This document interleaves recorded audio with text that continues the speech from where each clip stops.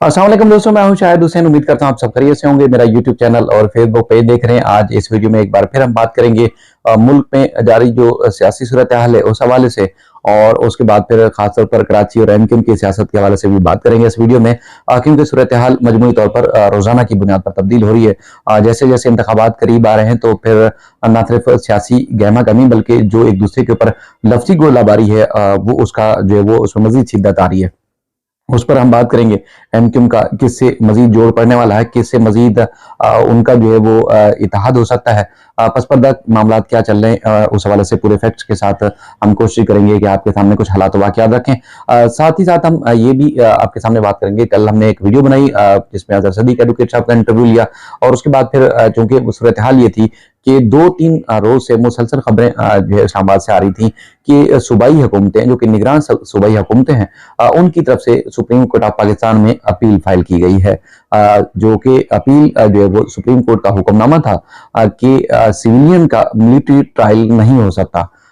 उस मामले में चूंकि जिस तरह सूबाई हुकूमतों की तरफ से अपील फाइल करने के ऊपर न सिर्फ कड़ी तनकीद बनाई जा रही थी मुख्तलिफ निगरान सूबाई हुकूमतों को, वहीं पीपल्स पार्टी चूंकि 15 साल यहाँ हुकूमत करती रही है, और आपको पता है कि 15 साल से जो यहाँ पर सिंध के मुख्तलिफ महकमों में लोग लगाए गए हैं और निगरान सेटअप यकीनी तौर पर जो है वो मुशावरत के बाद ही लगाया गया है। तो उस पर अल्टीमेट ये दिमाग में जा रहा था कि एक तरफ इंसान दोस्त की बात करती है पीपल्स पार्टी, दूसरी तरफ पीपल्स पार्टी जो है वो मिलिट्री ट्रायल के हवाले से, सिविलियन के हवाले से अपील फाइल करवा रही है या किसी और की मां पर हो रहा है। तो ये बड़ा सवाल पैदा हो रहा था।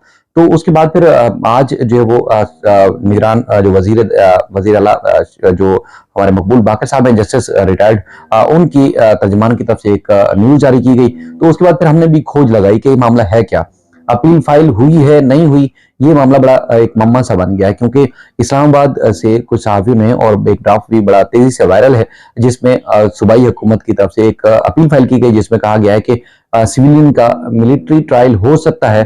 जो सुप्रीम कोर्ट का हुक्मनामा था उसको कलअदम करार दिया जाए और मिलिट्री ट्रायल ही जो है वो सिविलियन का होना चाहिए, उसकी तायीद के लिए की गई है।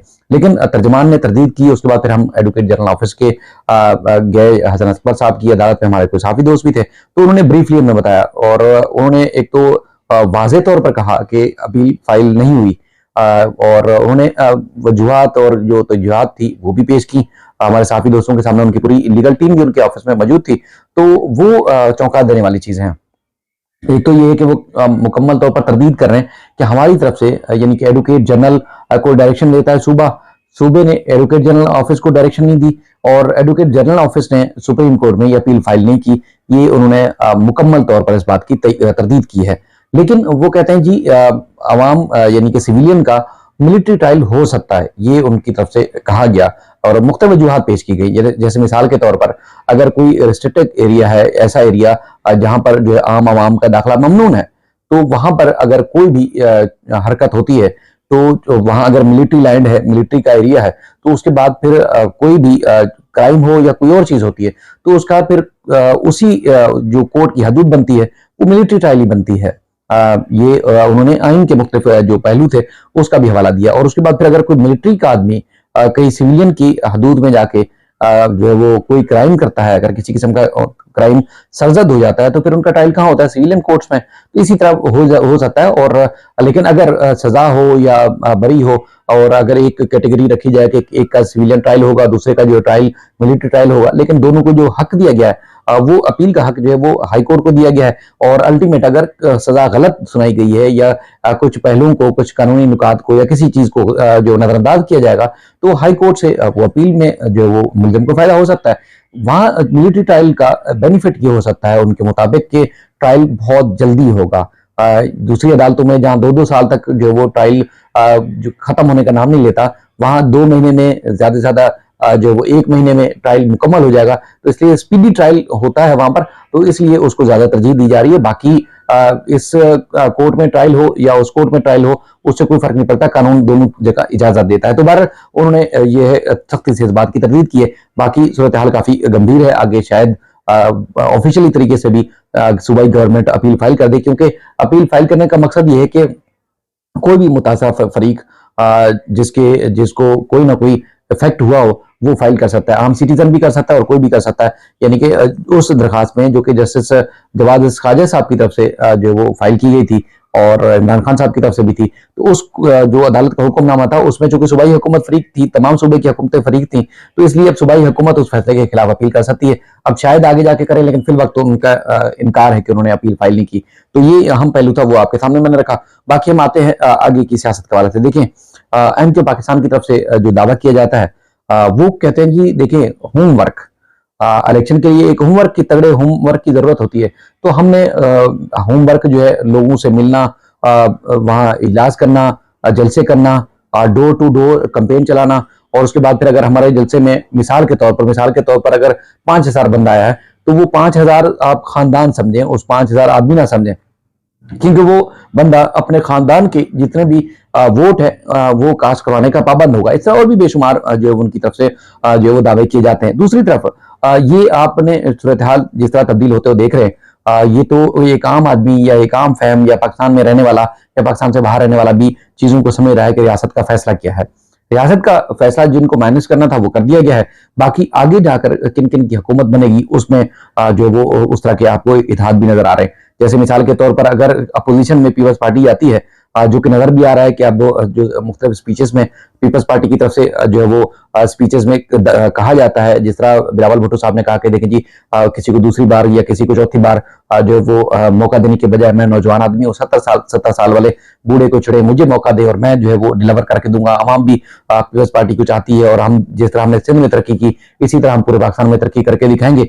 तो इस तरह जो है वो लग रहा है कि शायद वो दूर होते नजर आ रहे हैं कि उनको अगर कहीं किसी तरह वादा किया गया था तो उनको जो है वो अब शायद इनकार मिल रहा है या उनको आगे शायद नो लिफ्ट का बोर्ड नजर आ रहा है। तो मुमकिन तौर पर अब उनकी परेशानी बढ़ रही है कि वो उनको कुछ और नहीं तो कम से कम वजीर आजम का ओहदा नहीं मिलने वाला आगे इंतखाबात के बाद। तो उसके बाद जो सूरत हाल तब्दील हो रही है जो नजर आ रहा है कि तो ये है कि पीटीआई का जो अवाम क्या अंदरूनी तौर पर तो जो कुछ भी है, लेकिन जो ग्राउंड पर पॉलिटिशियंस है फर्स्ट ईयर सेकंड ईयर या थर्ड ईयर भी नजर नहीं आ रही है अवाम में किस तरह जो वो लोगों को एंगेज किया जाएगा और अवाम जाके वोट दे। तो इस तरह नजर आ रहा है कि एमक्यू ज्यादा पहले से ज्यादा मजबूत और ताकतवर नजर इसलिए भी आ रही है कि उनका ये कहना है कि जो उनकी मुकाबला साज से वो अपनी गलतियों या अपनी कोताहियों या अपनी जो भी उनकी चीजें थी उनकी वजह से अब वो तो उनकी साइड तो हो गई क्लोज।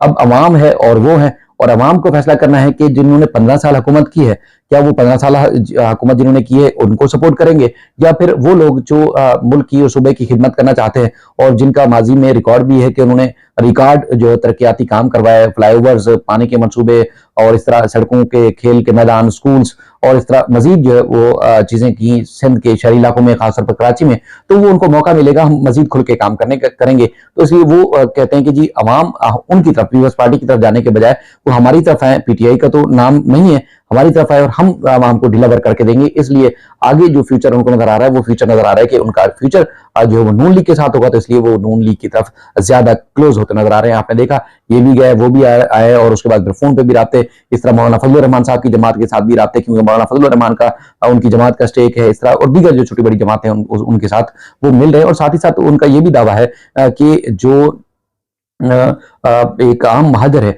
और उससे हट के भी दीगर कौमियतों के लोग पहले की निस्बत ज्यादा आ रहे हैं और वो इलाके भी जहां पर जो अपने ऑफिस नहीं खोल सकते थे या कोई महाजर जा नहीं सकता था, वहां पर आप इनके इलेक्शन के मरकजी सेल खोल रहे हैं, चाहे वो बलूचों के एरिया से, पठानों के एरिया से, पश्तूनों के साथ साथ पंजाबियों के एरिया से और दूर दराज इलाकों में भी इलेक्शन सेल खोल रहे हैं। तो उनका ये कहना है कि देखें महाजर वोट तो हमें मिलेगा ही मिलेगा, लेकिन साथ में इस तरह की दूसरी कौमियतों के वोट भी उनको मिलेंगे, तो इसलिए उनका ज्यादा जो है वो ताकतवर तरीके से आएंगे। बाकी जो है वो दूसरी जमातों की अगर हम बात करें तो उसमें काफी जो है वो नजर आ रहे हैं स्टेटमेंट्स, और नून लीग भी उनके जो स्टेटमेंट्स हैं उससे भी लग रहा है कि नून लीग जो है वो परेशान भी है कि अवाम को किस तरीके से जो है वो अपनी तरफ राग़िब करे, अवाम को किस तरह जो वो मुतमईन करे, कायल करें कि हमारी तरफ आ जाए। क्योंकि अगर एमक्यूएम दावा करेगी जी उनको तो मौका नहीं मिला, पीपल्स पार्टी के बेस पे जो है वो अवाम को जो है वो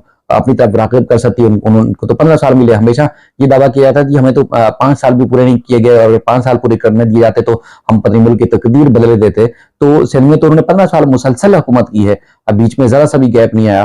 तो फिर अब वो किस मुंह से वोट मांगने के लिए जाएंगे, सूबे की हुकूमत के लिए या वफाक की हुकूमत के लिए, आवाम का जो वो दावा है। दूसरी तरफ राणा सनाउल्लाह साहब का एक स्टेटमेंट जो बड़ा तेजी से वायरल है, जिसमें उन्होंने कहा कि हम आवाम से दर्दमंदी से अपील करते हैं कि वो मामलात को समझें, देखें और सोचें।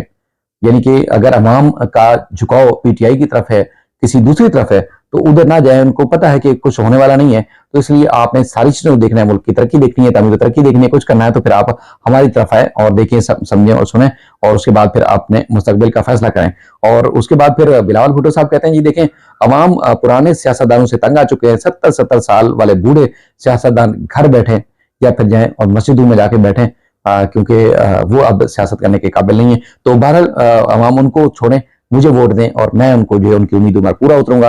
और बार बार वो ना सिर्फ दूसरी जगहों पर बल्कि अवाम से भी रिक्वेस्ट कर रहे हैं। तो इस तरह की सूरत हाल काफी तब्दील हो रही है। बाकी जो साद रफीक साहब हैं नून लीग के, उनका भी जो है वो इनसे भी बड़ा सख्त तरीन बयान आया है। अब देखते हैं कि मजीद क्या सूरत हाल होती है। आप सब भी राय का इजहार जरूर कीजिएगा और अपना और अपने अहले खाना का जरूर ख्याल रखिएगा। अल्लाह हाफिज।